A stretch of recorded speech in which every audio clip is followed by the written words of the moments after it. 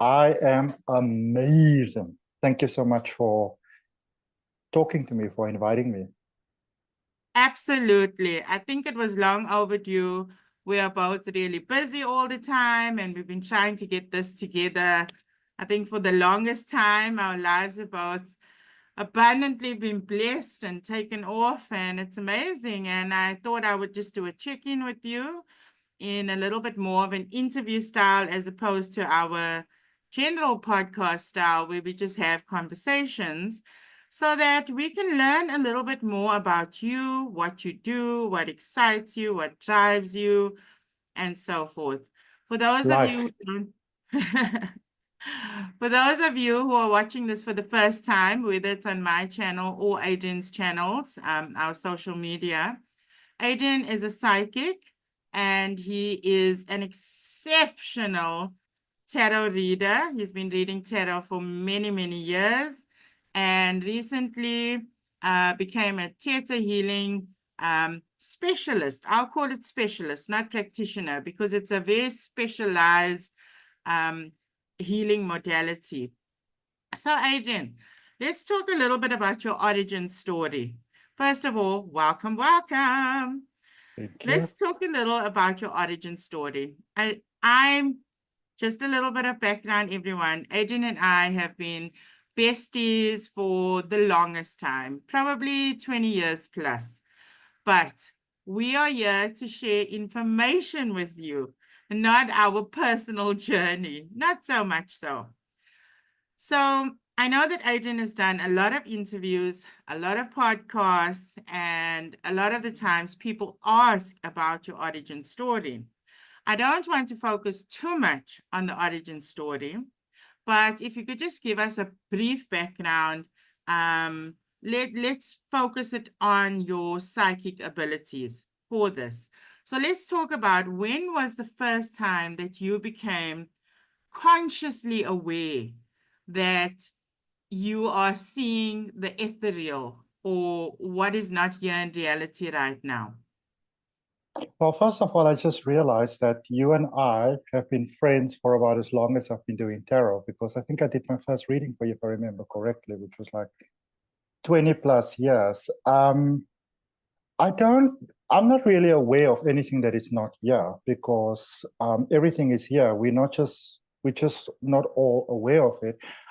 So I never really had any sort of pivotal point where I realized that I'm aware of things that other people are not aware of, because I just assumed that everybody sees life the way that I see it. I didn't know that I was aware of things that other people are not aware of. I wasn't aware of the fact that when people look for something, that they ask a question and wait for the answer. And I didn't really have names for these things. So it was very interesting to me years later when people would ask me if I can do some coaching for them for psychic ability and how to connect to past loved ones and angels and fairies. I mean, I didn't really have terminologies for these things. They were just part of my life, the way that the sun and the moon and the stars is part of your life.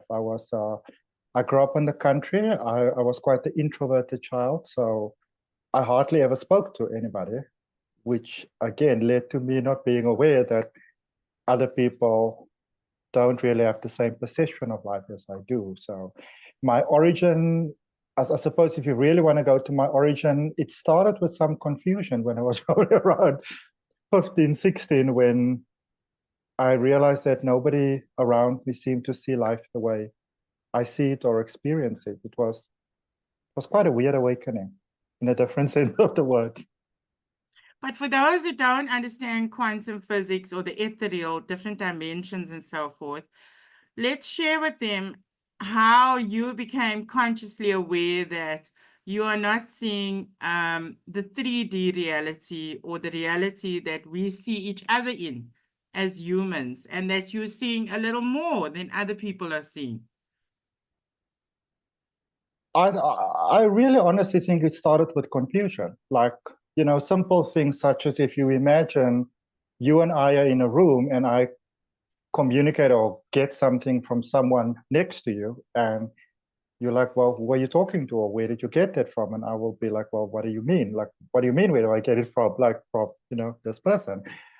I remember because I grew up in the country and it was beautiful, but it was very conservative and it was very community sort of based. So whatever happened, you were there. And I used to find funerals incredibly confusing. I had no idea what was going on.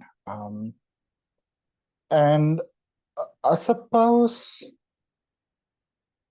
I think what really happened is it was probably at my grandmother's funeral, my father's mother, where, she was literally lying on the coffin as they lowered her into the ground, as spirits often do. They can be quite funny sometimes. And I remember all my cousins and everybody was crying and everybody was like, well, why are you not upset? And I was like, what do I need to be upset about? And at this point, I was still very, very young. So uh, I don't really know. I think I never really thought about this. It's probably like in my 20s when I first got a tarot deck, and somehow these cards were just talking to me. That I kind of realized that I was able to access some sort of communication form that other people, I won't say can't, but that other people wasn't actually aware of, and that other people were actually sort of afraid of. So it was probably around the time when I first got my first tarot deck, I would imagine, that I really became Amazing. aware of the fact that we're not seeing life in the same way. I live with a very different sort of vibe. And thank you for that, because I was going to lead on to that question and ask you, what attracted you to tarot, but now you've already unpacked that for us a little. I think, oh, sorry. So I remember when I was young, and you used to watch television, you get all these shows with like the gypsies and everything, and people would call out the death card and be like death. And I somehow always knew that there was more to these cards than just this sort of obvious, very fear-driven thing. And when I was probably watching things like The Shining and seeing people do like hypnosis on like television and stuff like that, those shows used to be quite popular. I sort of just knew. I didn't know how I knew, but I knew there was more to it than what sort of people were portraying. So I was very curious because of that. That is phenomenal. I think what I'm trying to do here is to help people understand how psychic, or people who are connected, because I think we're all psychic in many ways. I think that we all have foresight. We're just not attuned to it and acceptive of it and understand how to use it. When in actual fact, that's a question. Did you ever find it strange or try to close it off and just want to be normal? Like we perceive other people to just be normal, suppress it, perhaps not understand it for yourself. Like, why am I seeing all of this and other people are not seeing it? They're not hearing the messages. Let's unpack that a little bit.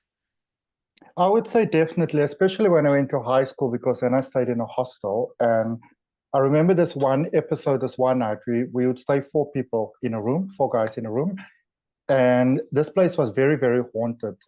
This boarding house that we stayed in, I think it was built on a graveyard or next to a graveyard or something like that. But when I say haunted, I mean full-blown haunted. And this one night, there was literally the spirit in the room. And I've never really been too bothered about these things because, I kind of know them. And I know sometimes they're just looking for attention, or what we sometimes see as scary things are them actually trying to get our attention, trying to communicate, or in actual fact, many times in the way that we are not aware of them, or people in general not aware of them, they are often not aware of us. And so this was a female one. She was doing all sorts of things with the curtain, and my roommate got a little bit scared. And it's always weird that everybody will sort of don't want you to talk about these things until they get afraid. And they were like, Adrian, can you take care of this? And I remember I was falling asleep, so I was like, can you just go? And the door sort of opened and the door closed. And then obviously everybody was jumping after that, and I didn't get any sleep at all. There was definitely more than once that I wanted to be normal because as human beings, we all want to fit in. Nobody really likes to stand out, especially not like a sore thumb. And as for psychic ability is it's a normal thing. It's a natural thing. We all have it. We all speak about sixth sense. You know, everybody has a feeling sometime.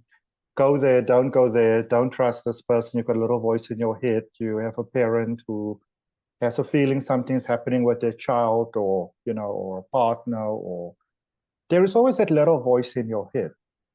And that is really just a broader part of who you are, the broader consciousness of who you are that is communicating to you. And psychic ability is something that can be developed within anyone. It's like a muscle. You can develop it. Some people will need different sort of practice, in the same way, depending on your age and your race and your background and your health and that sort of things.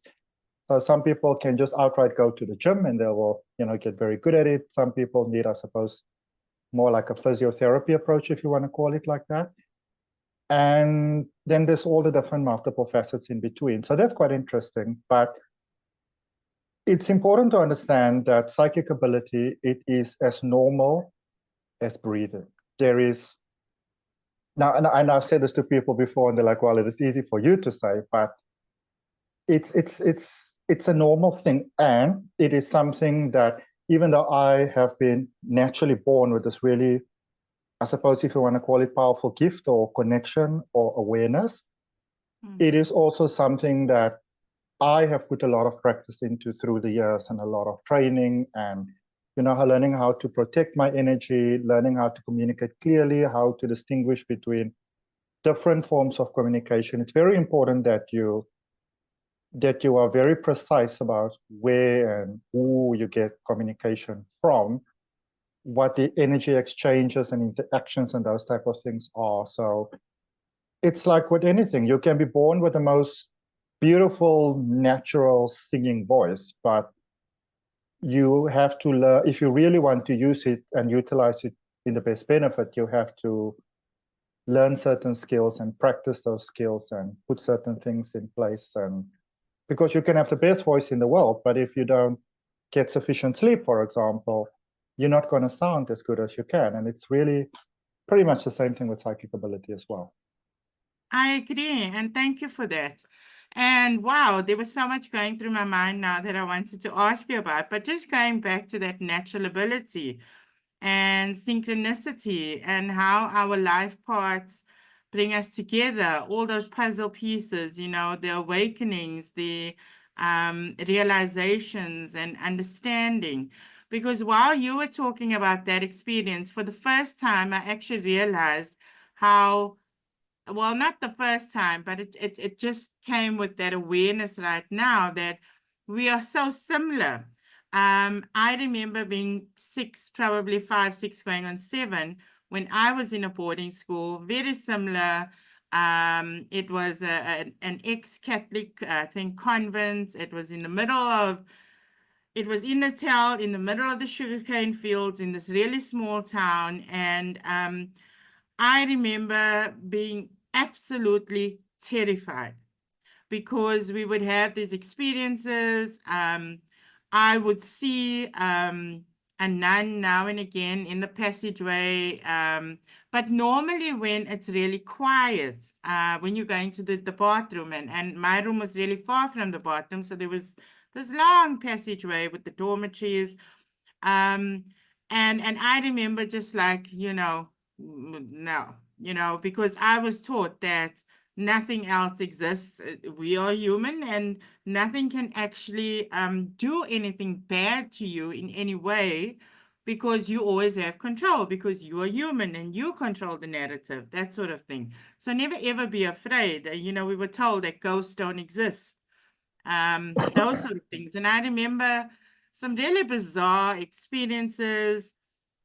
And but anyway, this is not about me. What I meant is that it just occurred to me again how very similar, we've been besties for so long, and our journeys have been so similar.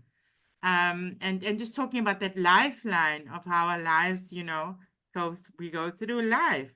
We probably So planned it. I mean, we said, let's go do this thing. What does? yes, absolutely. And probably let's go have similar experiences so that we can come back together and share it with everyone and share it with the world. That is just incredible. Um, so I want to stick on the psychic thing a little bit more because I think this is something that people are trying really hard to understand because like you were saying, it took a lot of work, it took a lot of attunement, even though you were born with it. So let's talk about the first time that you realized that you are getting um, not getting psychic messages because from what I understand, the information is already there in consciousness, you know. But let's talk about the first time you started to interpret that you could actually hear what other humans can't hear or see, and how you interpreted it. Did it come through a vision? Did it come through a feeling? Was the voice just there? How did you ascertain which voices it is, who it is, which being it is, that sort of thing? That's a pretty loaded question, but let's roll with it. Let's just unpack that. It actually reminds me of something really, really terrifying that happened to me, which I actually haven't thought about this in many, many years. So again, because I was on the country, if anything was happening, you were there, including funerals. And I actually remember, I must have been about 7 or 8, I think. There was this lady she died in a car crash. And I remember as she kind of like walk around the coffin, her head sort of moved. And she told me that she wasn't dead. And, you know, I kind of semi lost it. Like I was like, she's not dead. And, you know, everybody obviously tried to quiet me down. And so that was actually quite terrifying because even though this person was in this coffin and was about to be buried, and this person was actually really, really terrified, and this person was literally reaching out to me, it was very different from what I usually had because before I would go to the funeral and we'd sit in there's this beautiful large church where I grew up. And I would always be confused because the coffin's over there and everybody's crying. And I would usually be chilling somewhere at the back, and, you know, this, let's call it spirit or soul, will be chilling with me. And we would just communicate. It never really crossed my mind to ask deeper sort of questions, but this was very different. This person, so it was almost like she opened her eyes. It was more real than any experience that I ever had before. And this person was really, really petrified. And this person was saying that I am not dead. These people are about to bury me. So I think that Just was, started to stop you just before that. You knew that other people couldn't see the things that you were seeing, but this I was, one kind of startled you.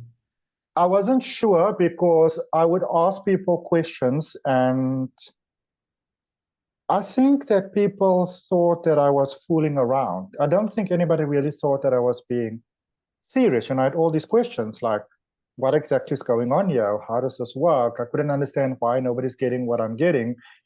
And so I just kind of stopped asking questions because either people got upset with me, they got annoyed with me, or they thought I was fooling around. And they actually started to maybe at some point thought that I was maybe being disrespectful for kind of making fun of these sort of things, you know, when in actual fact, I wasn't.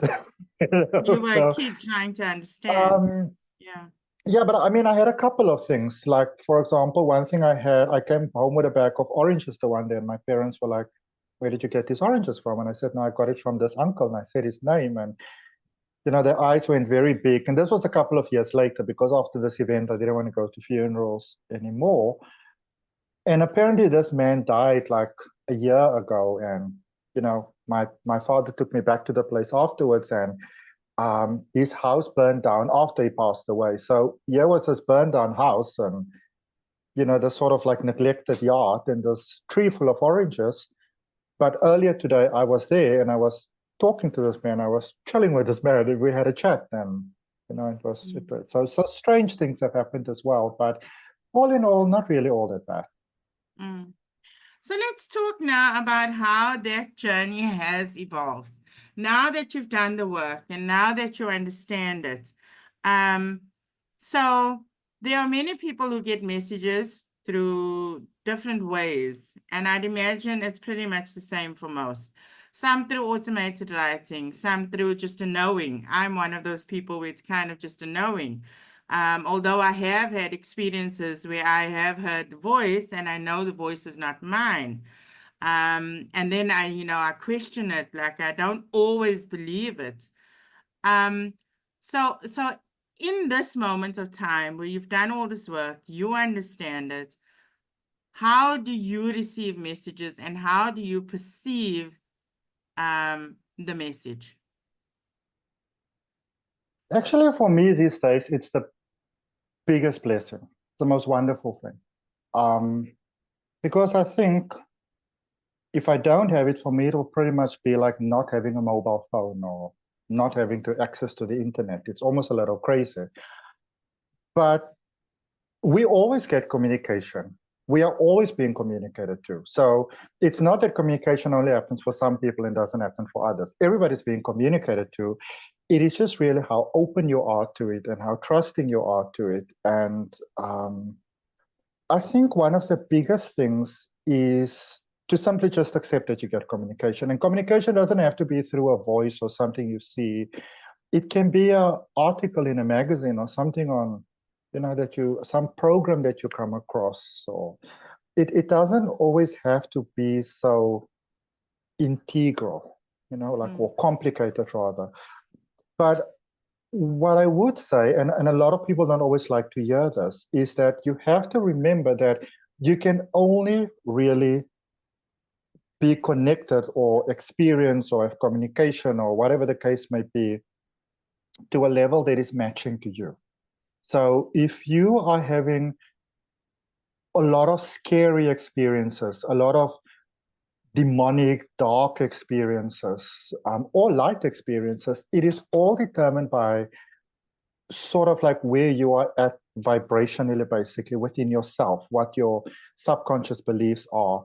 But that also goes so much deeper because it's also within your pathology, through your generational programming and ancestral things and all sorts of things you did in past lives. But I think I'm going to go out on a limb and just say, first of all, if you see this, then just know that you brought this to yourself, because nothing comes into your awareness without you technically bringing it into your awareness, because life is an outright reflection of what's going on inside. But suffice it to say that everybody's got it. And if you are having scary experiences, then I would strongly recommend, before you go and see whichever witch doctor or voodoo or, do all sorts of really crazy cord cuttings and stuff like that and attack this and attack that, maybe focus on development of the self. Where might there be fear inside of me? Where might there be disharmony inside of me? And in that way, a scary experience can actually be a blessing in disguise, because it can actually bring you awareness and point you in which direction you might want to do some personal development, which can then help you to maybe still perceive the same things, but have a very different experience in doing so. Right, I don't really know if I answered your that. question. No, that's perfectly okay. Because we are still having a conversation here. And I totally get what you're saying, because we're constantly creating our reality, whether our lives are planned out, our lives are not planned out, whether all the information is there or not. It's about the awareness Yes. within self. So working through those synchronistic things and then understanding on building a belief of, yes, I actually heard this. Yes, I actually saw this. Talking about sometimes we pray about certain things. Perhaps we're looking for an answer to something. And it's only when we become aware of ourselves that we become aware of those answers coming to us in different forms, whether it's through a song, through music, through a vision when you lay your head down. And we are constantly receiving information. There's so much information. Let's just say you and I are having this conversation right now.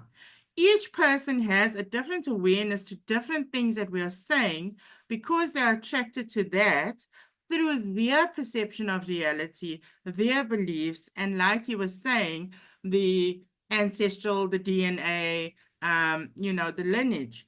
So I believe that people may not understand this from psychic perspective, because I think a lot of people think, okay, you go to a psychic medium, you sit down with them. How are they getting this information?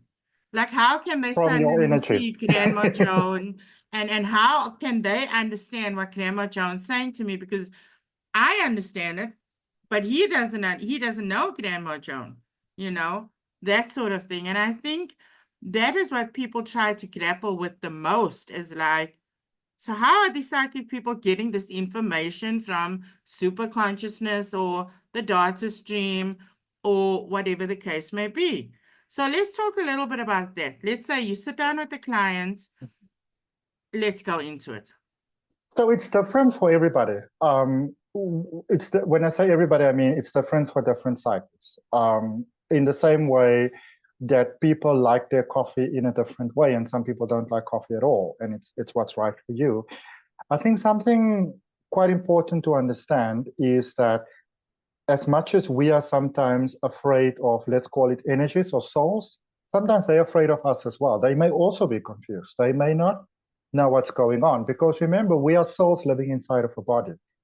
And when you live outside of the body, when you have passed, so to speak, or maybe before you're born, if you're between lives, so to speak, it doesn't mean that you are suddenly all brave and all powerful and all knowing or all benevolent for this Maybe they case. don't even want to connect. Maybe they just want to be Sometimes left they don't want alone. to connect. That's actually something quite important as well, to remember that if you do come for like a mediumship, so to speak, where you want to speak to somebody that passed over per se, that person may not want to talk to you for whichever reason.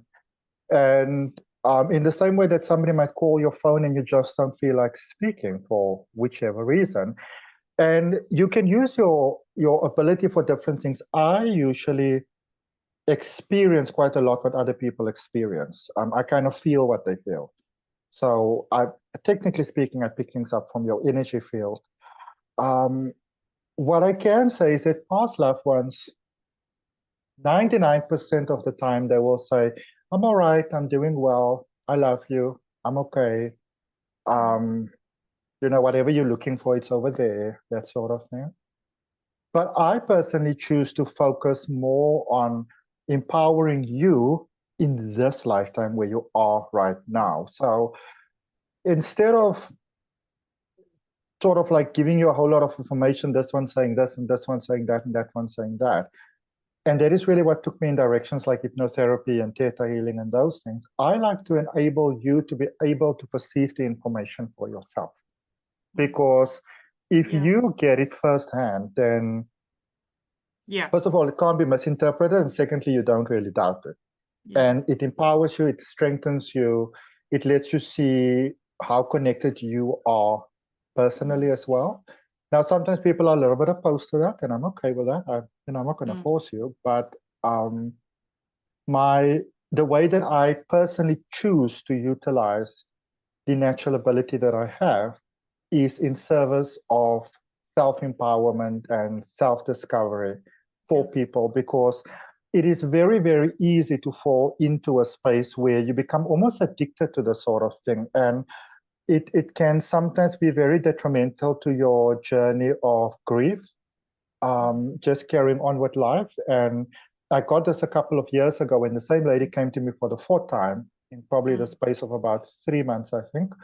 And her son has passed away some time ago. And she wanted to know from him, what color should she paint the roof of the house? So she was sort of like in between green and blue, I think it was. And I kind of just realized that this is not healthy. This is not a good thing. I think this is really, sorry to stop you, a really valuable topic that we're speaking about, because, and this is such a vast topic, you can go into this in technical detail. But unless you, and this is not throwing any shade, like Adrian was saying, we got to do the work to understand this. And so for instance, I think, and I was also under this illusion at some stage that when the person has left, I'll try to describe it like this in simple terms. When the person dies and they have left this realm and you're no longer in physical contact with them, and now you go to a psychic and you are expecting them to be the same person that you connected with in the here and now. And I think that is what might create the confusion. And let's just lead on to that. I was going to ask you this question much later on, according to my list of questions, but we're here now. So let's talk about this place called heaven and this place called hell. Okay. So let's just say the person dies. We believe they're in heaven. And so we believe that they have all this amazing information to impart with us to help us with our journey right now. Not understanding that they can only impart with us as much as we need to empower us, sort of thing. So what is your understanding, perception, or definition of heaven? Well, first of all, to bring it back to living on Earth as a human being, the body is technically speaking a mask. It's like it's like a, what do you call this thing that you go to the sports? You know, like people have those little things that they put on, like a mascot, because the body is not who you are. And people come to Earth for many different reasons. Some come to learn, some come to chill, some come to like anything, come to get away from their family, you know. Yeah. You are technically simultaneously in heaven and in hell and everything in between at the same time. Because when we say that we live in a universe, in a multiverse of infinite possibility, that is very much what it means. And I don't really think that in our human perception we have the capacity to fully grasp exactly what that means. I mean, even within myself, I grasp it but when I grasp it more, and I grasp it more, and I grasp it more. For me personally, through coaching, I really seem to be able to gain broader understanding. But you are technically in heaven or in hell based on where you are vibrating at, like you know, like what your vibration is at, or what experience it is that you might want to have. You know, sometimes because we live in a creation of duality, and a soul might be all love and light and everything is beautiful and like what we would call heaven basically, but you might also want to experience the opposite of it, because you can't really fully grasp the one thing without grasping the other thing. So what we would sometimes call having a low vibing experience or anything like that could be the soul doing exploration, because the soul knows that it cannot be harmed, because the soul itself is above the experience. It's simply having the experience. It's like playing a TV game. You're into the, well, whatever games we play these days, you know, you're into it. But on some level, you understand that it's not real. So even though you are in heaven and in hell simultaneously, you are also, technically speaking, in neither. Because all of these things are just constructs that we make up. Because if you really think about it, if you exist forever is a really long time. You know, so you want something to do. And in the same way that as children, something can sometimes start off really fun and then it can turn very nasty very quickly, and then we make peace and everything goes well. And you know, then somebody upsets you and you throw a mud ball at them, and pretty much the same with the soul as well. It's a game. It's an experience. It's not real, but it's real for us. And I think I would just like to, I think, sorry, my apologies. I'd just like to add that a lot of people, when they have what we would call a spiritual awakening or the awareness that they part of everything, they go into this whole space of like nothing is real, nothing really matters. And I want you to remember that even though none of this is real, it's real for you. So you want to treat it as if it's real. Otherwise, it becomes pretty much like I don't know, being with your family and not participating in anything and never taking a shower and anything like that, problems are gonna arise, and problems are gonna arise for you. So, embrace it. You are here, you can Yeah. just as well. I totally understand that and I get it. And even though, like you were saying, we drop those beliefs, we understand it in a different way, but from the human perception, we still need to perceive it in a certain way for us to understand it. For instance, if you say heaven, people will think of a higher dimension. You say hell, people think of a lower dimension. If we say we're speaking to our angels, our guides, God, what does that immediately say to the brain? Above me. That sort of thing. But our brains need something, or our illusion needs something to measure in the human experience to make it understandable for us. Yeah, like I was saying, everyone, this is a vast topic. People explain it in different ways. And I was actually thinking about this morning. So many different perceptions because I speak to so many different people. Well, ultimately, all the perceptions are kind of still the same thing. For instance, if you spoke to me about the understanding of life in terms of, let's say, Kabbalah, you understand it like that. Perhaps I understand it from the Vedic perspective. You understand it from the Christ conscious perspective. Someone else may understand it from a Zohar perspective, a Rosicrucian perspective, whatever. But ultimately, it's all about the way we perceive the information. I was thinking about this morning because I was going to have a conversation with Adrian. And I was thinking how easily, because I open myself to different perspectives and then say, okay, what is it that I understand from this? I automatically can switch hats. If I'm speaking to someone who studied, let's say, with Tom Campbell, I will speak to them in variables, in points of consciousness. If I was speaking to someone from a Christ conscious perspective, I would speak to them in oneness, in unity consciousness, and so forth and so forth and so forth.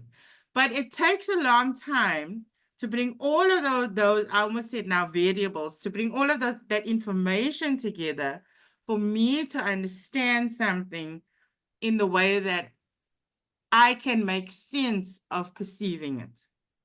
So this is Everybody's the right. same of what Adrian was just unpacking about heaven and hell, how we see it. Because if you say to someone, and Adrian, maybe we should talk about this. If I said to you, this is an illusion, nothing actually exists, you would think we absolutely crazy. You will be, I'm here, I'm human, I'm in a body, I've got fingers and toes, I'm moving, I'm driving, I'm earning money, I have a Sorry, life. with How can you emphasis say on nothing I am exists? here, and I am in a body. I am not a body, I'm in a body. But let's blow their minds a little bit about talking about Okay, let's blow. Okay, well, they're talking so about here's the thing. paralyzed. Let's talk about like how everything is existing right now, even if you're in the So ice age, everybody's right and everybody's wrong because we've within got their personal perception. within their personal perception. But when we speak of a personal perception, and I remember when I was taking intuitive anatomy in Theta Healing, which is just mind-blowing stuff. I've seen this before, but it's just like when you see it again, you see it again. So when you take an atom or an atom, I know that people have different ways of pronouncing things. And sometimes my accent's a bit funny, but ATOM, so it's an atom. So an atom has got a life force source in the middle. And it's got like these little round little bits that are orbiting around it in a completely predictable pattern. And this is a little universe that has got its complete consciousness within itself, completely independent of itself. And we consist of trillions of cells or trillions of atoms that then form cells and form molecules, basically. But these little universes, they all work together to make the one consciousness that is us. And this is why it's so important to focus on your thoughts and your words, because these items, these universes, they see us as God, what we think and what we say and what we do and what we focus on, and then they basically copy that. It's very much monkey see, monkey do. And when you look at our universe, our whole universe, there's a sun in the middle that gives life, and there's this, planets that orbit around, and it is the same pattern. It's very much the same thing, which really makes you wonder if we might not just be one atom with consciousness, one of trillions, probably inside of another body that we call God and many other variables of that name. And the thing to remember is that the soul just wants to experience everything and wants to experience all the different possibilities. So we call things good and bad and right and wrong and low vibing and high vibing and all that sort of stuff. But the soul, the consciousness, just wants to experience everything. And we will, for example, say that, let's say spiritual practice is above religious practice, and then religion is above atheism, and so forth and so forth and so forth. But to the soul, it's very much like going to a buffet. Let's try this, let's try that, let's try that. And I think it's very important to remember that everybody is on their own sort of, let's call it, soul trajectory of experience. And I think we are far too focused on, who's the light ones and the dark ones, and are we in 3D or 5D? And actually, speaking of 3D and 5D, you want to remember that, first of all, these are just conscious awareness. So it's not like some people are more connected than other people. It is just consciousness that is aware of the connection that is there in any case, a possibility that's there in any case. And just because you are ready to have this 5D experience of I'm so broad and I'm so connected, doesn't mean that that's what a different soul wants to do. Maybe that soul wants to do something else. And because we live in a creation of polarity, in order for you to be enlightened and growing and 5D and all those sort of things, the opposite has to exist. It cannot not exist, because these universal laws are at play. And when we think of laws, it's more like operational systems, like night follows day. And if it's daytime, then depending on where in the world you live, there might be a moon and sun out simultaneously at some times. But if it's 1 o'clock in the afternoon and, you've got a full-blown moon and stars and Milky Way going, and the absence of the sun, it's a little bit weird. And so we've got these operational laws that are just really here to keep things flowing in a way that we can have the experiences that we have, but that it can be I suppose, like a balanced experience. And also, I think, just to add to that, also to bear in mind that when we speak about free will, people sometimes get very concerned about this, because they'll be like, well, if I've got free will, why can't I do that? Why would I be limited from doing that? And so in that same sort of oneness, so to speak, you want to kind of think to yourself, well, maybe free will extends broader than just being human. It's like you, for example, have free will to take a flight from London to New York. But the simple truth is, whether you want it to happen or not, that flight is going to land when the flight is going to land, because you also have multiple consciousness. And if you do think in the idea that maybe we are all just this consciousness that is existing and experiencing itself inside of an atom that is part of a larger consciousness, then it really does beg the question, when we speak about individuality, when you say, I am, this is who I am, that has many variables, that I am me, but I'm also you. And if I'm part of this atom and I'm this consciousness in this atom, then I am also this atom. And then if this atom is part of a larger body, then I am also this body. And that body is probably might just be another atom inside of another body. We don't know. So, it kind of begs the question, when we speak about the consciousness of God or source or the creator, what are we really talking about? It could be if I quite may vast. just jump in there, just to perhaps give a slightly different perspective of the same thing. I watched a podcast the other night with a very high level military person. And I think he explained it so beautifully. And it's exactly what Adrian's talking about, you know, the polarity, the duality, am I, who am I, being part of larger consciousness and so forth. If you just really think about yourself, okay, and you give it deeper meaning. So there's yourself, there's your family, there's your extended family, there's your friends, there's your corporates, there's the world. So now it's starting to get larger, but you're still in the center of that. You're still connected to all those people, right? Then you think about the globe, and it just starts getting bigger and bigger. But then you take yourself and you look at yourself from Earth, from the cosmos. Where are you then? But you're still part of it. You're Okay. always in the middle. Now you think about how vast space actually is. We're thinking of we just the sun, we operate by a sun and a moon. Okay. But now just think about the larger picture of that. You're still that grain of sand or that point of consciousness in the middle, but you are still part of it all.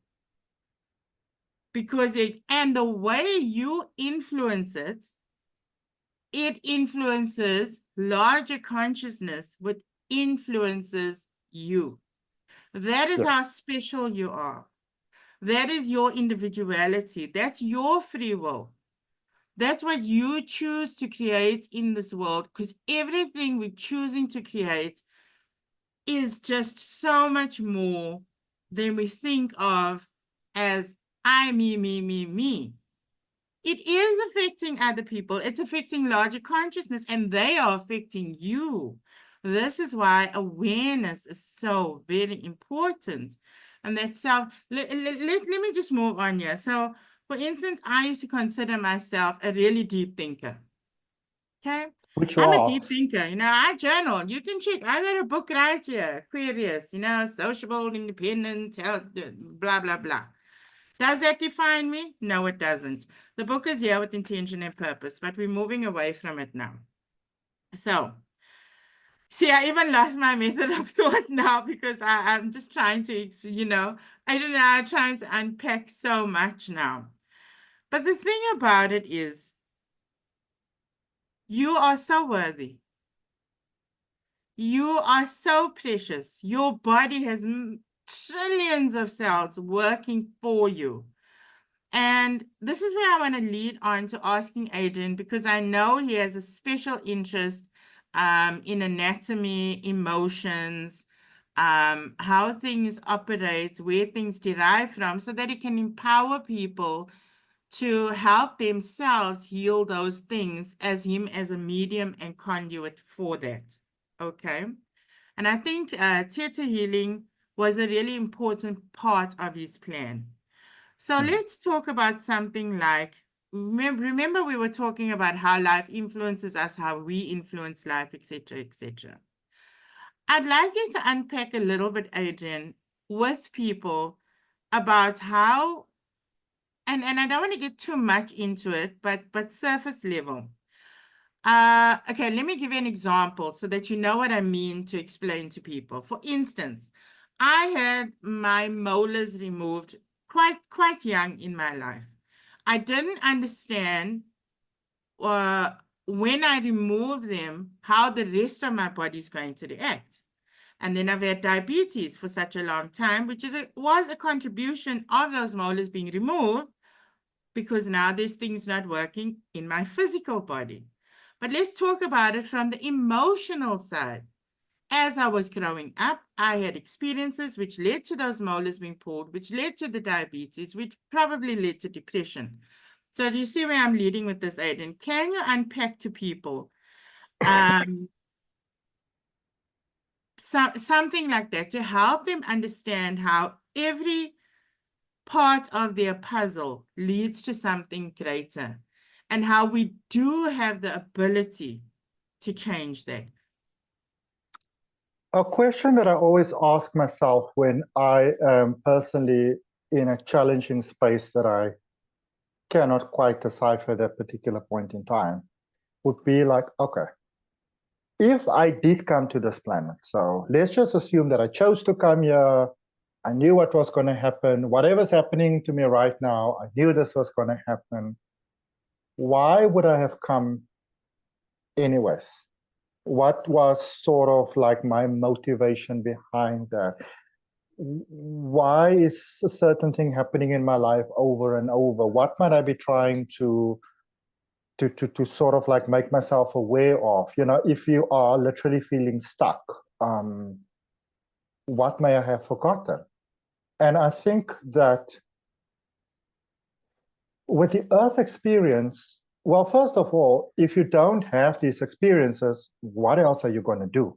You know, and I think secondly, just with you know, we so often see things as blessings and curses and stuff like that. But what if you created the experience that you have? What if you did choose that family and those circumstances and the body, and you chose to have whatever experience at whatever age that, you know, led to you having those molars really like pulled? And what if you set this all up? Then a question might be, why might I have done that? You know, what was I really after? And I love so much the fact that you were saying that I had diabetes, because we buy into all these conscious ideas that, you know, like, for example, diabetes is incurable. But these are all just beliefs. And if you really come from the idea, and it's wonderful that science is getting on board to these things these days, that very, very, very little of what we see around us is real, like 0.1% of it's technically real. Everything is just an illusion. You know, it's a simulation. You get sorts of, I don't know, stimulations through your senses, and your brain interprets it as, for example, me talking to you right now. But technically speaking, Adrian talking to Alondra is Adrian talking to himself, but it's also Alondra talking to Adrian, and whoever's hearing it is them talking to them. And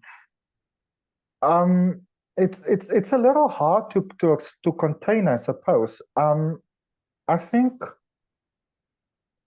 what I would say that what could maybe make quite a difference in the world is if we come from a point maybe of getting out of these camps of who's right and who's wrong and who's busy getting there and all that sort of stuff. And we just come from a sense of like, well, if this is all me, if life is truly a reflection of me, if my physical surroundings and the people and what I see and the seasons and whatever, if this is all a projection from my own mind, why am I projecting this to myself? What am I currently believing about it? And I think that takes us completely back to the whole psychic thing again. That, and I think it's very fair to put a warning out there as well, that you don't just want to go out there and say, whoever want to talk to me, you're welcome, come through, because and I speak from lots of experience, personal and other people, you may have some very funky experiences happening to you, because the thing to remember is that all of life is very neutral, and all of life has the desire to be experienced and to be expressed in physicality. So if a lot of people are very much sort of like, they're not going to do this right now, and you say, whatever experience is open to me, you know, if you kind of put it from the point of view, the experience maybe has like a personality, it's going to like, oh, I can do that. You know, I can do that with you type of thing. So intention is important. And I think it's very important to really come from a point of like, what is it that I want to experience, you know? And to just assume that we are all in the process of transformation in any case. It's an ongoing thing. Space itself, first of all, we don't know how big space is. In the same way that we only know about 10% of what's happening in the ocean, which is always quite comical that people say, like, for example, mermaids don't exist when you just know about 10%. I mean, where did these people get these things from? But what we do know is that space is continually expanding, and it's expanding at a very rapid rate. So we know that. And I mean, even when you look at things like astrology, which is obviously taken from things like, you know, anatomy and like mathematics, or mathematics is basically a language. some people are quite surprised, and sometimes I assume that people know everything that I know, but we don't. There are more planets out there than what we sort of focus on in astrology. Like, just because we look at those planets doesn't mean that they're the only ones there. There's many others. We live in a very busy universe, and we are very curious. And I think that if you look at psychic ability, and let me even take that back a little bit, because I sort of like don't want to get too ahead of myself and confuse anybody as supposed to help them. I would say that when you look at mediumship, for example, people have this idea, if you do mediumship, and I did for many years, you have to be speaking to this deceased loved one, otherwise you're not doing mediumship, but you're just accessing a medium. But I would say that if you are going to utilize these things, you want to come from a point of how can it be to my benefit? How can it help me to grow? How can it help me to expand?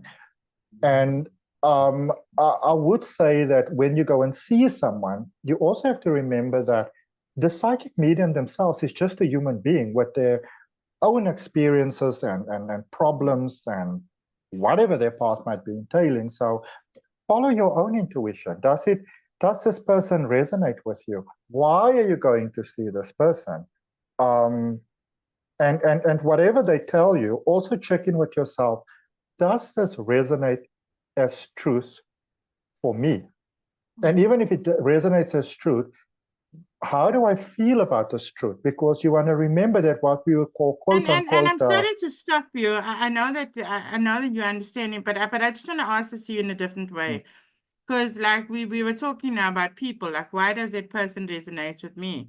But as Adrian is saying, the more important thing here is, why am I going for this tarot reading? How do I expect it to benefit me? What role is the information I'm going to receive here do for me? How's it going to change Let's my actually life? speak about tarot. Let's just speak about tarot first.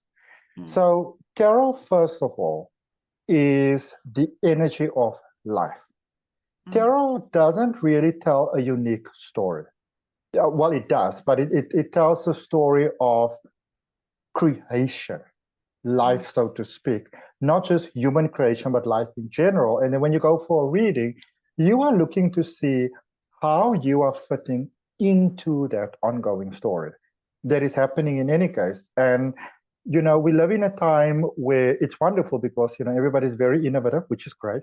But I think especially with the origin of, for example, sort of like, oracle cards that came out, now I will admit that this is a slight personal irk of mine. And because of that, I decided to rather focus on enlightenment. So I've got a beautiful actual online course that is a psychic development oracle card reading course in how they can specifically help you. But I think the thing to remember is that oracle cards, basically, they typically focus on one sort of aspect of life. That could be empowerment, enlightenment, dealing with dark, or like whatever it really is. But they are all sort of fitting into the story of life. It's like focusing on one. It's like, I don't know. It's like it's a restaurant that makes French cuisine. They focus on a specific kind of food, but it's still food. And I think that we, in our curiosity as consciousness, we've kind of gone into the space where we sometimes feel that we are above the expression of creation instead of being part of it. So you just want to be very careful, again, that fear doesn't drive you. And this is the thing about tarot. Tarot is about you. Where are you? How did you get there? Where is this most likely taking you? Nobody can really definitively tell you, because we change something, everything else changes. But it is about you. Tarot is specifically or more so about the journey of the soul. It's almost like a map for you within this broader consciousness of where you are. The French cuisine, or like the French dish on the French cuisine menu within culinary, basically. Where are you at? What is possible for you right now? What is an idea for you right now as a soul? And then all the other questions that you have about money and health and love and all of those type of things. All of those things, those possibilities rather, and how you experience those possibilities are always determined based on where you are currently at energetically. So I would really like to make use of this opportunity to really be mindful of, a lot of times people, for example, be interested in romantic love. But why are you having this reading for romantic love? Because you are kind of feeling lonely and sad, and not per se, but usually. But let's look at, what are you really, really searching for? And this is why I love theta healing. What are you really looking for? What are you really after? And I've been thinking about this for a very, very long time, and I've come to the conclusion, in my perspective, this is just the way that I see it, is that everybody is essentially looking for peace, because you want peace in love and peace in money and peace in health and peace in all of those sort of things. And sometimes the challenges lead us towards the peace that is possible for us, that we did not even know was in existence. So the most horrifying, uprooting experiences might just be you rooting yourself in a different direction, in a different awareness, But just talking about, like, and I'm mindful of our time here, but let's say that everybody okay. seeks peace, okay? So let's just say you do receive this peace. You get every single thing you want in life. How are you going to grow from that? And this is what That's I was exactly the leading thing. towards earlier when I was talking about, I used to consider myself a deep thinker. I cannot be a deep thinker if I'm not speaking to other people, if other people are not challenging my beliefs, my thoughts, my perspectives, because now they're giving me something to think about. If I only ever think about myself and what's going on in my head, I can't grow from that. I can't grow from that until I share it through conversation with someone, and then someone gives me a different perspective or understanding through their belief system, which then challenges me. And then notice I'm not mentioning the word trigger. I'm mentioning the word contrast to me, challenge to me, so that I can have deeper thoughts on different topics, which all lead back to myself. So this is where duality and polarity taken as well, like going back to peace. So let's say I have every single thing I want in my life right now. I have the romantic partner, I have the car, I have the house, I travel, I have my job, my life is perfect. How long could How you go long on are with you going to that be happy perfect with it? life? You're going to get bored. Yes, you're going to get bored. And I think when we look at the word trigger, we have got this tendency as human beings to place things in these right and wrong categories. But, a trigger can be like, well, I'm hungry, I feel like lunch, and then you go have a really cool lunch. It doesn't have to always be this horrifying, soul-draining experience. Because And ultimately, trigger means I'm trying to control life within my model of the world. So so whatever happened didn't meet the model of my world. So I'm triggered by it. Before yes, Adrian and I had this conversation, I had helicopters flying over doing sweeps, whatever it is they were doing. There was 2 bin trucks outside. They were making a heck of a racket. And I'm like, so it is what it is. Who am I to control that?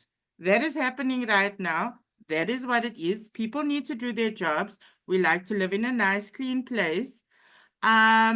So am I going to get like pissed off because there's helicopters flying over or dirt trucks outside? I can't control life. I can't control that. I'm accepting it for what it is. and are So they still flying over? there's Because I still a remember now and in the then, but beginning you when we can't really spoke, hear you that. asked me if I could hear anything. I couldn't hear anything. And that's because I made acceptance of it. I accepted the reality of that experience as it is. So let's just say if I go to Adrian for a tarot reading, I consider it guidance. Okay, I'm stuck. I don't know which direction. Now he gives me all this information. Now it's up to me to decide how I choose to use that information. Do I choose to make it take me under, or do I choose to help me to grow? Same with astrology. I didn't know. I stopped following astrology a while back. I stopped following like tarot, rituals, all of that, because of personal choice through my understanding and beliefs. But I do know that it still affects me from the larger, greater consciousness. So there'll be days I'm having a day and I cannot define what it is. Then I know Adrian's in the know about that. I say to him, Adrian, what's happening right now? He doesn't tell me it's Mercury retrograde, okay? He'll tell me something different. This is what's happening now. There's solar flares, there's solar flashes, da, da, da, da. Then I'm like, okay, so now how can I move forward through this? Right. Energy is affecting us. You If know, it rains, it rains. So you yeah, can stay inside, you okay. can have soup, you can go out with an umbrella. It doesn't change the fact that it's raining So or now the that sun I is shining. know that information, how do I use that information to drive me through this? Am I going to decide I'm just going to rest for the day? Because I feel like I really can't do this. Am I going to meditate? Am I just going to push through it? Those sort of things. Like I say, there's no shade on this. People live their lives the way they choose to live their lives. I cannot not go and sign an amazing deal or a contract or something because it's Mercury retrograde. Is my life being ruled by Mercury retrograde? Well, I know it exists. so here's the thing. So Okay. first of all, everything in life is an opportunity to positively propel forward or to hold you back. You get to choose.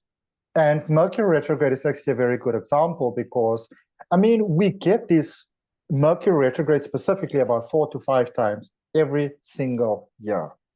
And it's got a lot to do with communication and the challenges that you have. For example, your electronics are not working. So instead of saying, oh, it's not working because it's Mercury retrograde, and then you want to go to a internet shop and get crazy about it, well, what is it communicating to you? Maybe you're spending too much time in front of a screen, and that is not very good for your consciousness, you know? Do you really have to do this right now? How pivotal is it that you get to see what's happening on Instagram right now, or you post your reel, or like anything like that? Um, and also, it's important. Well, first of all, there are always retrogrades happening. You take a planet like Pluto, for example, which is called the outer planet, like way out there. It does a retrograde, and it's easily like 2 years. So it's very important, I would say, that if you get into these things like astrology and numerology and all of these sort of things, to look at it in a sense of how can this be to my benefit, you know, because knowledge is always the potential for power. But it's literally just that it is potential. It depends on what you do with it. And I think I that agree because there's planets that are in certain cycles for 100 years, planets that are in yes, cycles for 20 years. I mean, thousands if of years. you live by this and you, I say I stopped because I was allowing it to rule my experiences. That's why I Yes. just stopped following. Instead, I wanted to know how can I just live my life and just be human and go on through the human experience and human journey. I don't And want to what is skywalk. the I don't want to what be, is the opportunity? Yeah, sorry. yeah, that sort of thing. Sorry, I know I'm putting a little bit of my own flair in that, but I No. think these are conversations that a lot of people would probably like to know about. I would say that if you come from, remember your perception of life, I suppose your focus, you can say, Mm, determines how you experience it. mm, And in the same sense that, you know, I like to live on the country, I like for it to be very chilled. mm, You pretty much opposite to that. Well, as far as I mm, know. You know, and it doesn't really mean that I is superior or inferior to the other. It's choice. mm, And I think what we can look at, though, is if you look at something like astrology and you look at something like tarot, is that human beings don't typically tend to be very open to mm, change because we are pretty much creatures of habit and creatures of nature, and we repeat everything over and over. If you look at history, it's the same thing over and over. So when you get the challenge, it's always a good idea to look at, well, when may I've had this before and how did I deal with it then? And, you know, maybe this is an opportunity for me to become aware of something else, to release something, to forgive mm. myself, to embrace something, and to quote unquote grow from that, you know? So problems can be the biggest sort of blessings. I think all the challenges that I've had in my life have been the biggest blessings ever, because they have granted me the opportunity to say, well, if it's not working like that, instead of saying, well, it's because of Mercury and it's because of, I don't know, my neighbor and whatever, if I place myself in this, how might I have maybe brought this to my conscious awareness in order to grow? Because sometimes the only way that we transform or grow, if you want to call it that, is through challenges. When you literally can't do this anymore, you know, you then go a different direction. And so the reason why I like to really support people in personal transformation and empowerment and really just getting to know yourself is that when the guidance comes to you in a gentle whisper, that you recognize it and you follow it and you can trust it before it starts throwing bricks at you. Because more often than not, by the time the bricks are being thrown, the communication may have come through to you for a long time. And many times people say to me, you know, I've been aware of it and I've been thinking about it. And funny enough, many times when people come to me for things like psychic ability, or they want to know, like, you know, channeling, or did a past loved one is communicating or whatever, the stuff that I tell you is things that you got as well. You just didn't believe that you got it because you were looking for like a, I suppose if you want to call me that, like a legitimate source to, you know, to confirm it for you. So basically some sort of validation in it. Yeah. Because the Yeah. validation then gives understanding. If I So if can, you can have that just share. experience, sorry, so if you can Yeah. have that experience, and instead of looking at it and saying, oh, I'm such a stupid idiot, you know, you can look at it and you can say, okay, so I was right. So what else might I be right in? And then open your mind more towards that. It can make for a very different experience of life. Yeah, yeah. I'm about to ask you a question about your zone. Like, do you have a ritual? Do you get in a zone before you do certain things like healing, YouTube, that sort of thing? But before I do that, I just want to share something because I think this is really valuable, because we're talking about tarot, we're talking about theta healing, we're talking about those things. So it took me a really long time to learn this from my own experience. Before I go for anything, whatever it is, whether it's psychic mediumship, theta healing, any tarot, anything, this is what I do. I plan, I fast, I focus, I put intention. I open and align my energy in a quantum space with the person I'm going to be seeing. I remember an energy healer once said to me, a psychic medium once said to me, your energy is too open. And I had to explain to her, it is not too open. I have opened it to you so that you can connect to help me receive the messages that I can use within my experience. Therefore, I'm wide open to you. I've connected with you on a quantum realm with whatever our perception is, our spirit guides, our consciousness at large, whatever, because you're And for acting what as a purpose also, medium yeah. for me. Then, so I prepare before I go ask Adrian for the reading. Okay, Adrian, can you do theta healing for me? Can you do tarot reading for me? First of all, I have to know why I'm going for it. Why am I going to go do this? Am I really stuck? Is it just a way for me to look for validation in some sort of answer so that he can tell me what to do and I can move on with it? So that's really important to me within my awareness. So I do all these things, you know, I fast, I drink only water, I pray, I meditate, I do all those things, and then I set intentions, my energy.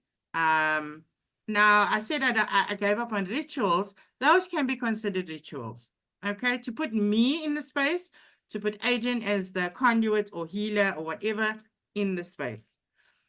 Once that's done, and I come away from that, number one, I close the quantum field where we connected. Because my energy is now mine, he's in it, even though it's all intermingled, this is just a way for me to feel comfortable about it. Thank you very much. I'm grateful for it. I go through the gratitude experience, and then I start to unpack.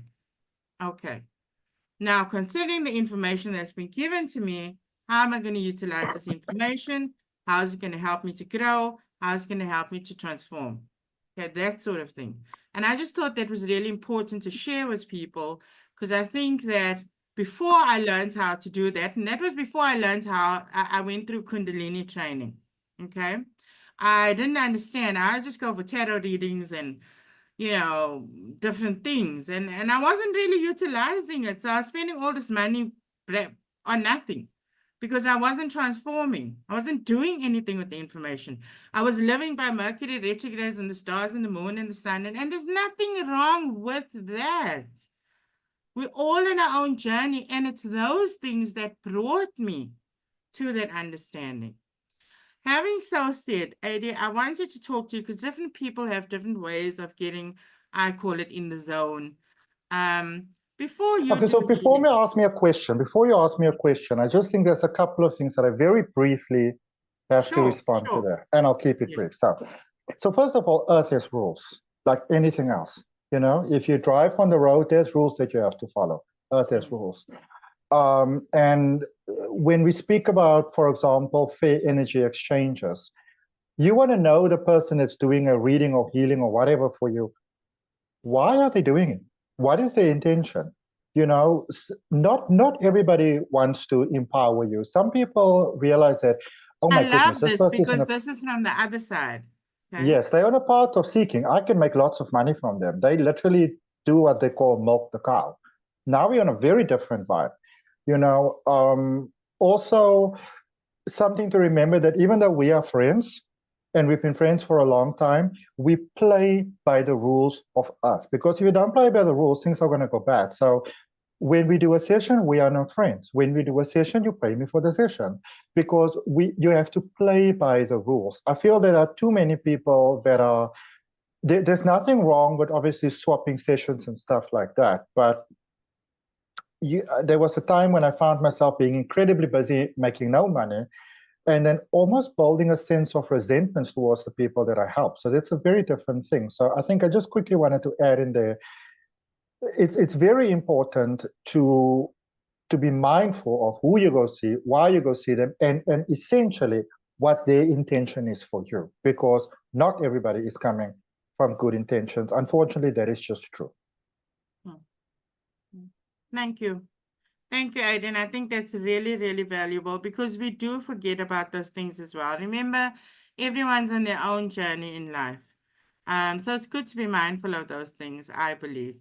I'm very, very selective about who I choose in terms of healing and guidance. I would That also say that if you are watching this right now and you don't quite understand what Alondra's talking about when she says, I'm opening my energy to you and I'm closing it again, you might want to actually start there.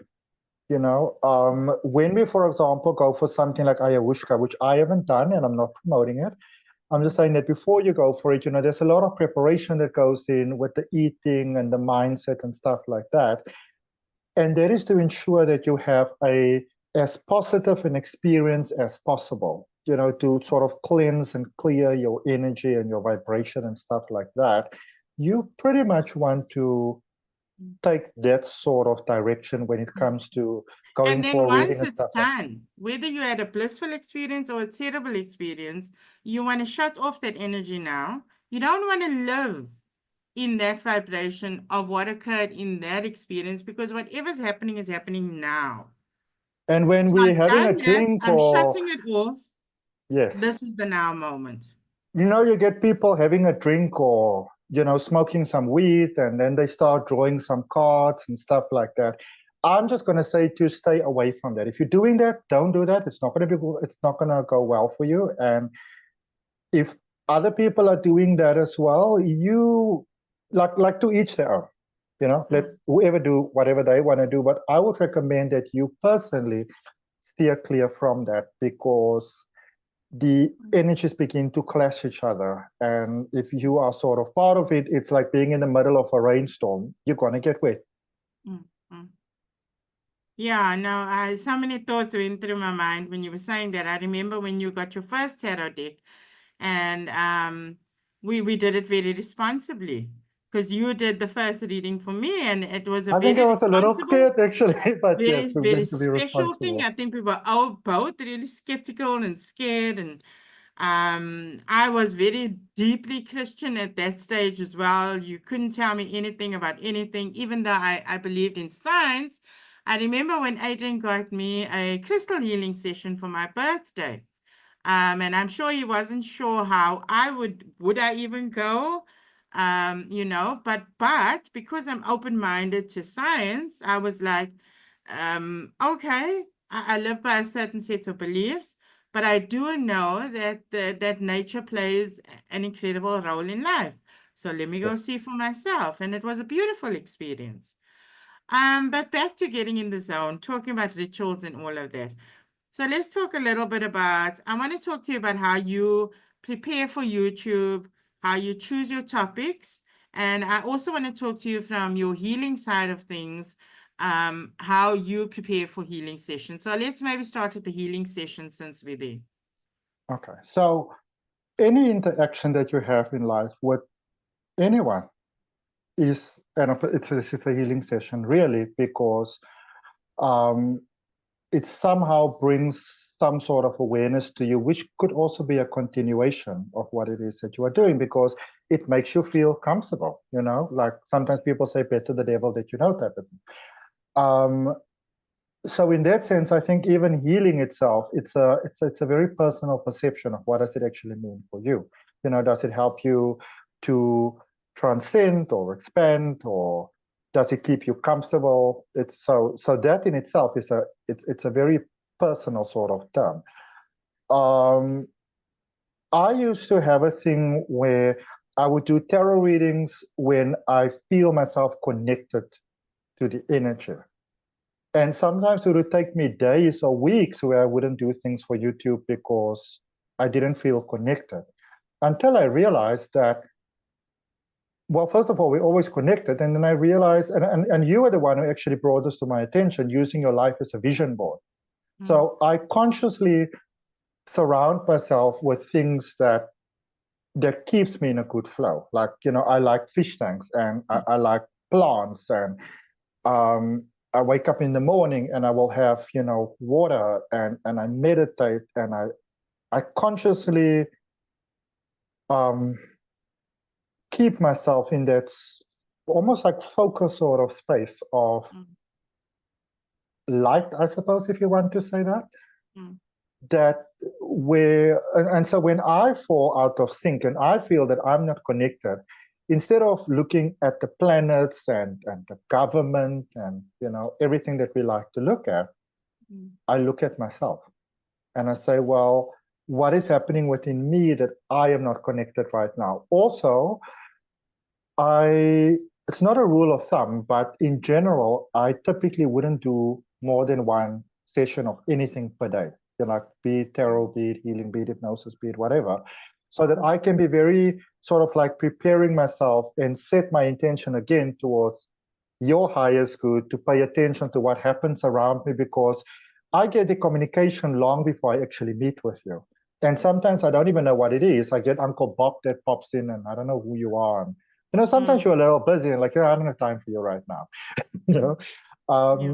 But and then also taking the time afterwards to then work at sort of coming back into my own, because in a sense, when I do something for someone else, I connect to the broader part of me, which is you, and then I have to bring it back to the individuality that is not the shared individuality, but it is the individuality that is me.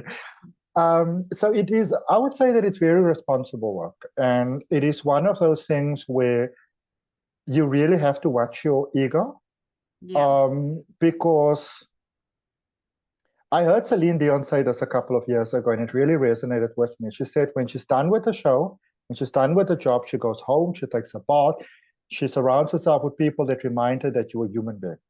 Because, people's like, oh my goodness, Adrian, you're so amazing and you're so gifted. And we are human, we are subject to flattery, so and it has happened to me before, where you begin to believe that you're like a little notch like, oh, well, like, yeah, like a notch above everybody else. So it is, I'm going to say it's very disciplined work.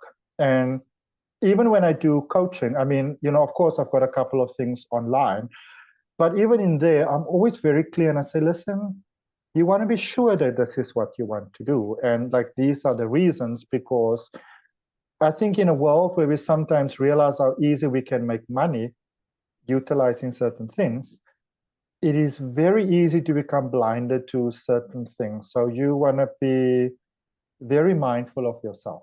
You have to be very present and very honest with yourself. And I also very personally believe and practice taking time off, getting sessions with others when I get stuck, because as human beings, we are naturally biased. We don't always see ourselves. And yeah, it's just very, very important. And I think also with the ego, just trying to keep yourself in check. I know that we had an interview a little while ago where somebody was coming to my house and this person was saying to me that I was living in Cape Town at the time. I am the best psychic in the whole of Cape Town and nobody's better than me and I'm the best channeler. And it was very easy for me to sort of retaliate in a situation like that. But I just kind of realized that, okay, that's your truth, which you are 100%, entitled to. It's your Sort birthright of. to have that Yeah. truth. Mm. But I suppose it's very easy sometimes to get into like, you do like the whole thousand thing. And Yeah. who do you think you are? And come to my house and disrespect me. And so we have to be very mindful of ourselves when we do this. In the same way, if you're an athlete, you have to be very mindful of how you live your life Yeah. Yeah. responsibly. I'm so glad that you mentioned the part about you also go to other people. I have to. I think as we grow or expand, evolve, transform, we start to that thing of what Adrian was talking about, ego, um, become like hyper dependent on sorting ourselves out. If I just reflect, if I journal, I'll find out what the problem is. But we have blind spots. And I think being part of everything and one, going back to that, I feel help is really important. I feel that asking for help is so important. There's certain things that are just not going to happen for us if we don't self-educate or go for that help from someone else. Like I was talking about deeper conversations. My conversations can only go as far as my thoughts go, which I thought were deep, but they're actually not. They're not because it's only when I speak to someone else that I can rotate those thoughts. Yes. So it's not all about I'm quite I don't know. I haven't had the privilege of speaking to some, guru who is totally enlightened, but I'd imagine that they have a council of people or a wife or a husband or people that they speak to too. That And I we don't all really need think some it's form that, of help.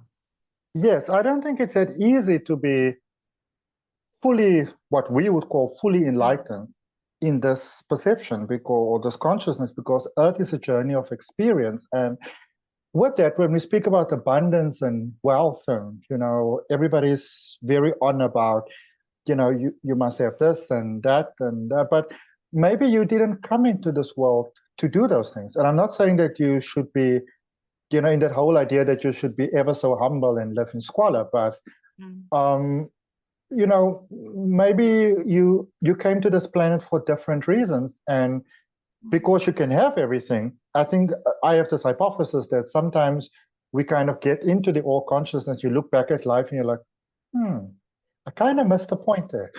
So yeah, you kind yeah, of go yeah, and yeah.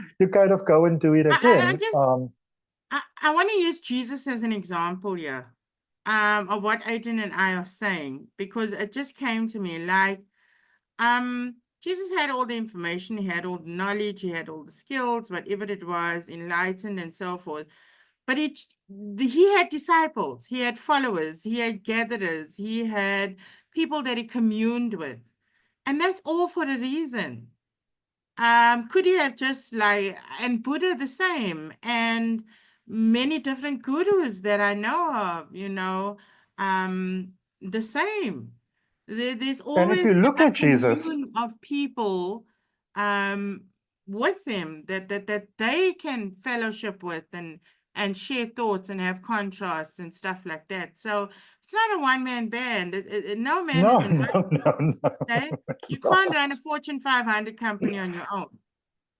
So No. help and asking for help is really important. We And have to people have skill different sets. perceptions.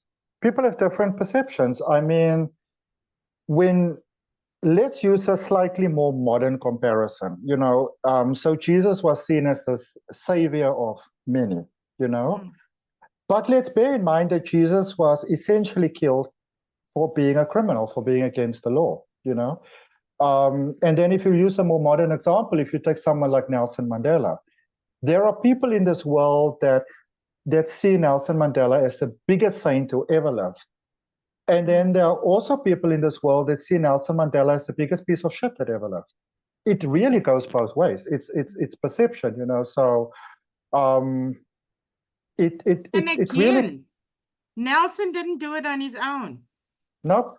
He had to commune and have the assistance and the aid and the advice and so forth of other people. Yeah. That's why we can't just be individual consciousness of me. Because It's much that's not more who you than that. are. When you go back to the item, that's not who you are. Mm, That's yeah.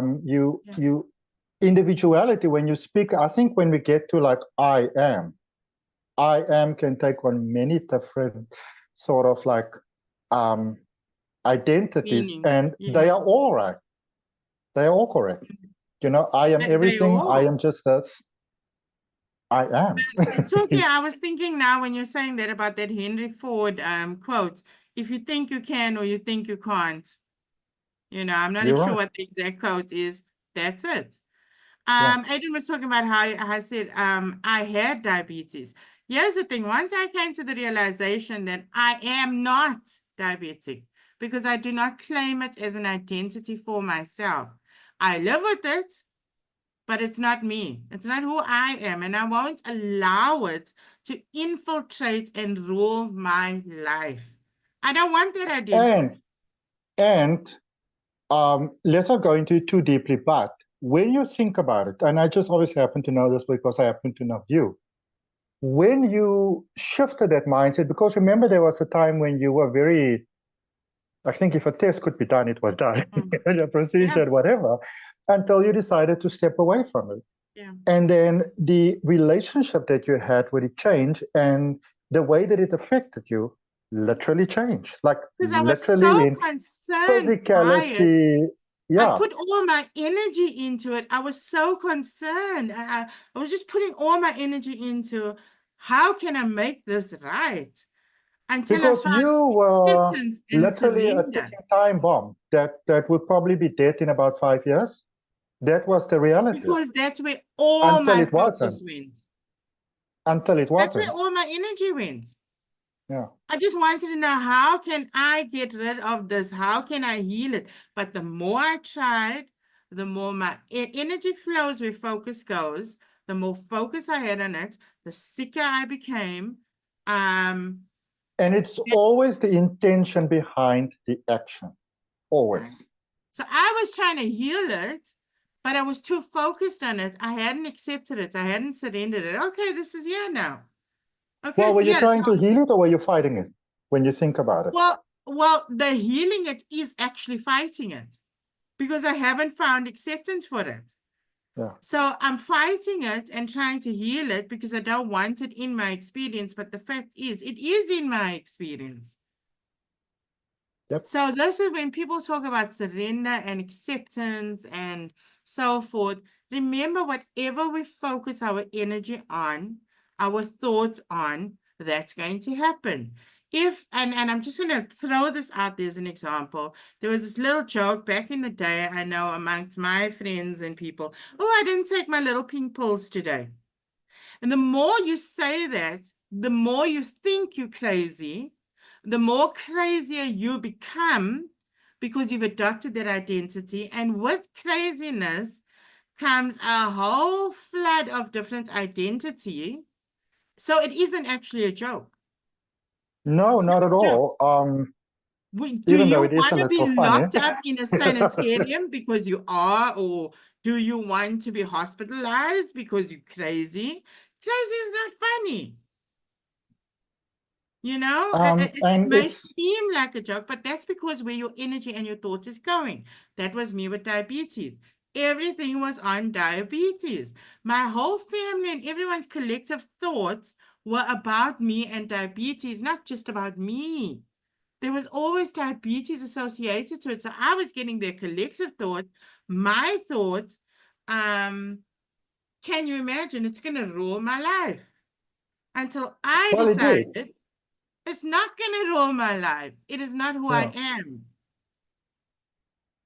So It's like when labels are important. it's like when the pandemic was happening. I mean, I was rocking it. I was seeing people all the time. I didn't wear a mask. I didn't get a vaccine. I was like, listen, you can come to me. You can do whatever you need to do, but I'm not going to do it. And I didn't get sick because I was just like, I don't have time for this. Now, We this is just both me. didn't I'm get not sick. giving, We were living we together both and didn't get sick. we were sick And before. I'm not telling anybody what they should do. I'm just saying this was the vibe that we took. I Yeah. was like, you know what? Fuck this. And well, we were like, and it didn't affect us. Yeah, it didn't. I remember we were sick. We both had terrible flu. I remember standing in cliques. Yes. Before all of this happened, very soon before, like February or something. And then in March, everything unfolded. But then also remember it because we were just like, this is probably just a flu. So for both of us, it only lasted like maybe 2 or 3 days. Because, We're you know, fine. we didn't get into at no point in time did we think that we were going to die or going to be very negatively affected. And so once we became aware of it, we were like, okay, well, tried It it, is what it wasn't for is. me. Move past it. Yeah.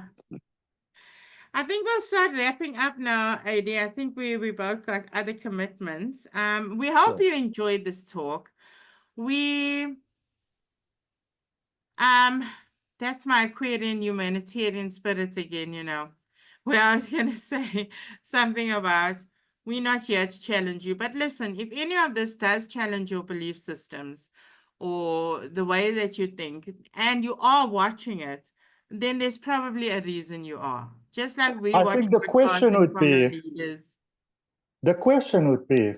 whatever you're experiencing, if you've been watching this, you brought it to yourself. This, I mean, what this is going to be on the internet, right? This is going to be on what you. I never really Yeah, we're asked, gonna but put it on on so YouTube yes. and other socials. So the question is from the trillions and trillions and trillions of watch material that you could get online. Why did you specifically bring this to your consciousness? What if you brought this to yourself?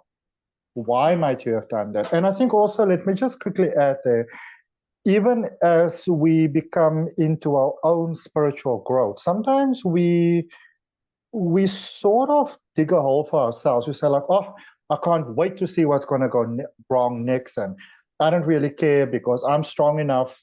I can take it. And then you get a whole lot of bad things coming. It's so funny you mentioned that because again this morning my nose was leaking and I was thinking to myself, this is just me not wanting to do this again. Hey?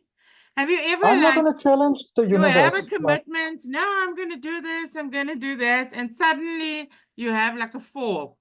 Or yeah. you've actually brought that into experience so that you don't do something when you really Yes. think about it. I was like, okay, I got sniffles You again. Okay, create so what? everything. There is If I cough, no I sneeze, if I whatever, it is what it is. I can't there is control no life. dude with a halo and another arch enemy with a Perfectly pitchfork imperfect lives. fighting over your soul. That's your Yeah, fucking soul. Do with it what you want. do what you want to do with it. So I have two questions for Aiden before Okay. we close off. By the way, before we do close off, We will be posting this on YouTube and our other channels, both of us. So you can go in whichever direction you choose. We'll put both of our details below. Adrian, you know, you can go to him for theta healing, for tarot healing. He has amazing courses on spiritual awakening, on tarot, on psychic development. There's so many, I can't mention all I of do a them. really good massage. I know he has a program that he's doing, I think, which started today, that are the 7 nomadic principles or something like that. Actually, November the 4th, November the 4th. I think that's going to be a really exciting one to join with Adrian 2024. as well. I haven't told you anything about myself because this one is not about me. Maybe we'll do another one about me. But before we leave each other, Adrian, unless I there's have to something you'd remind like myself to that add. I'm not facilitating this interview. I was going to say something. Say it, say it. No, I was just going to say that, you know, life has a way of, I think life is like this one big puzzle. And we look at things as good and bad and right and wrong. But when you look at it from a broader perspective, and this is something that I like to do for people in theta healing, so you just see it for yourself because, you know, there's a difference between being told and experiencing it. And I mean, in many ways, yeah, I'm pretty sure I would have found some different ways, but in many ways, I wouldn't be where I am had you not been in my life at the times and in the ways that you were. So the whole thing sort of balances each other out. And I, in turn, may not have developed or transformed as much if Adrian had not been in my life at those certain stages as well. So it's amazing, right? We do hope you enjoyed this though. And if you have enjoyed it, comment so that we can do more of these. We can perhaps do it on specific topics and not just interview style. We aim to positively contribute, to empower, to impact positively wherever we can. We've been through our own messed up journeys and we are sharing through our experience, which leads me to this question, Adrian. If you could leave any piece of advice for the next generation, what would it be? Excuse me. Be curious, see your life as an adventure, as an opportunity. Life really is short. Don't intermingle with the storms in teacups. Sort out your own storms in teacups. See all of this as my ideas and Alandra's ideas and our point of views. But, you know, the thing about free thinking is that we're not really free thinking. We are born with pretty much, you know, pre-programmed beliefs and ideas, and go about the journey of finding out who you truly are. Stand up for yourself, speak up for yourself, but don't necessarily fight anybody or make enemies. And, you know, just because somebody is urinating on your battery doesn't always mean that you have to explode.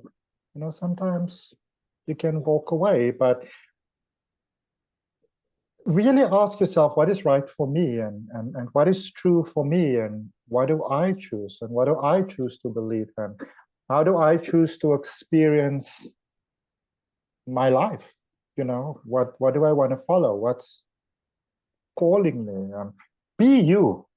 Like, don't, like it's that saying of like, don't be alive without actually living, you know? Yeah. That's I can just beautiful. share with you my perception. It doesn't mean that because this is my perception and my experience and my understanding that I am ever so wise and that I know everything. And because who knows, 5 years from now, maybe I see things differently. So I yeah. love that. Thank you. It's very valuable advice. And the last question, what is your perception or understanding of love? What is my perception or my understanding of love? Pursuing what freedom means for you, specifically the sort of freedom that brings you the sense of calm to be whoever you choose to be, and to simultaneously be open to the idea that when whatever convention you reach as this is me, to also be open to either maintaining that, build on that, or to change that. To cultivate your own you-ness. I think one of the most loving things that you can do is to give yourself the gift of yourself. And the way that only way that I think that you can really do it is to consciously, and as I suppose as respectfully as you can towards yourself and others, ask the question of, who am I? Who am I really? What am I part of? How can I be more me? And I think with that being said, you want to try your best to steer clear from I am, for example, with the whole 3D, 5D thing going on. I am so 5D and they are so 3D. They're not getting it. I'm getting it. Your life is about you. And whatever other people decide to do for them, it's what they do for them. It's like the Buddha sort of principle that I quite like quite a lot, is that as long as it doesn't disadvantage, hurt other people, you do you, bro. But with that being said, obviously, people will sometimes be offended by what you do. And I mean, as much as I love where I live, it is still a very let's call it conservative environment, where yes, I can say I'm standing up for myself and I'm going to put a big board outside my home that says spiritual practitioner and stuff like that. And while essentially there's nothing wrong with that, I also want to be mindful of the idea that the part of me that has a different consciousness might be very hurt, very offended, very scared by that. Do I want to stand so much in my power that I am not aware of how my actions have an effect on others? So it's a little bit of a tightrope. I'm not going to get into that, but mindful living, conscious living means just that. Like you utilize your power for good, because again, understanding knowledge is the potential for power, but in which direction? Amazing. Absolutely amazing. Was that a good answer? It was your answer. Was Doesn't my matter answer. whether it was good or bad, it was your answer. Thank you very much, everyone, for joining us. Adrian, don't go away just yet. I'm going to stop recording, but just check in afterwards. Take care, everyone. We wish you love. We wish you everything that you choose within your experience. I don't know, Adrian, is there something more we can wish them?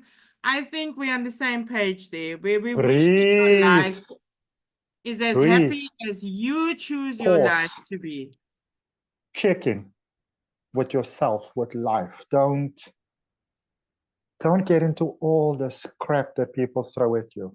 Yes, the government and the news and the powers that be Just and be. blah, blah, blah, blah, blah. They're always trying to get your attention because your attention is powerful. Don't get so into everything. Be you, be alive, be this journey's short. Even if you come back, Choose you're what never you going to be choose you to again. do. Yeah. Yeah. Take care, everyone. Over and out. Or should I be saying onwards and upwards? Honor your consciousness. Loads of love.